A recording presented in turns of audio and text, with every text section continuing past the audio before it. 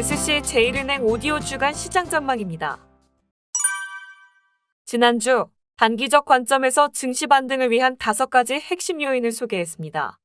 첫째, 미국 1분기 실적 시즌. 둘째, 미 10년물 국채 금리. 셋째, 우크라이나 전쟁. 넷째, 프랑스 대선. 다섯째, 중국의 봉쇄 조치 및 완화적인 정책.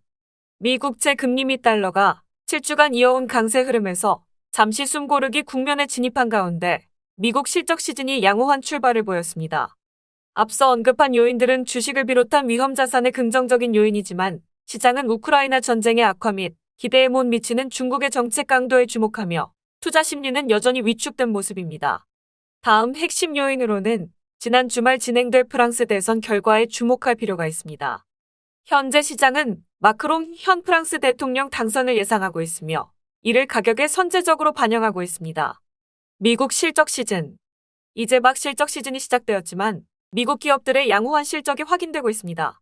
특히 금융업종이 어닝 서프라이즈를 기록했습니다. 물론 전년 대비 영업이익은 감소세를 보였지만 이는 이미 예상된 부분이었습니다. 코로나19 이후 은행들은 팬데믹에 따른 부실 대출에 대응하고자 대손 충당금을 추가적으로 적립해왔으나 작년 해당 규제가 완화되며 이를 이익에 반영하면서 지난해 순이익이 크게 증가했습니다. 이러한 충당금 효과는 제외하더라도 지금까지 확인된 은행의 견조한 대출 증가율은 여전히 실적 기반이 탄탄하다는 것을 보여주고 있습니다. 미국 금융업종은 최근 경제 둔화 우려의 영향을 받으며 다소 부진한 성과를 보였습니다.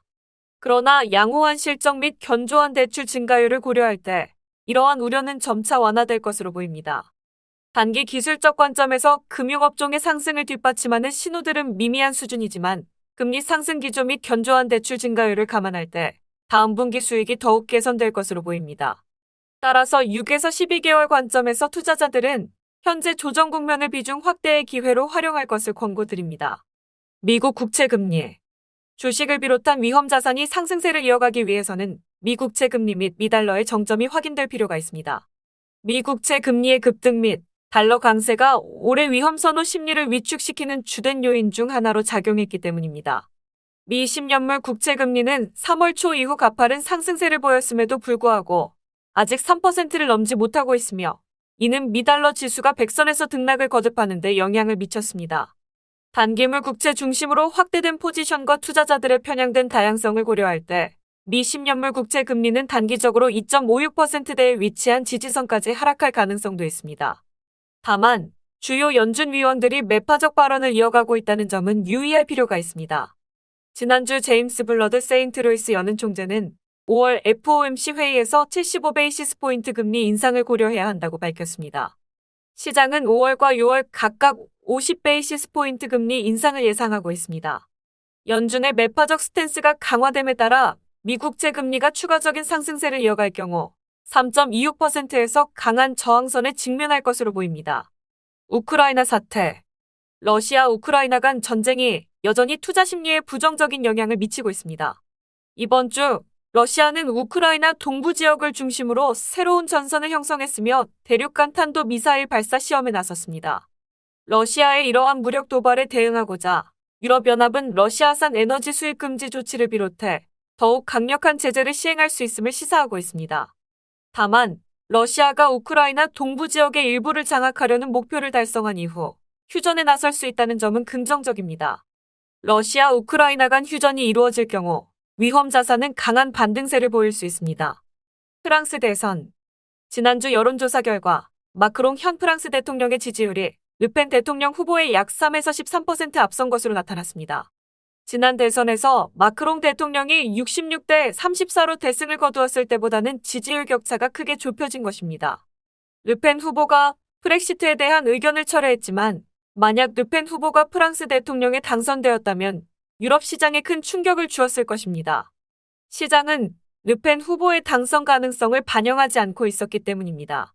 한편 시장은 마크롱 현 대통령이 대선에서 승리한다면 유로달러 환율이 반등할 것으로 예상했으나 지지율 격차가 생각보다 크지 않아 유로의 강세폭은 크지 않은 모습입니다.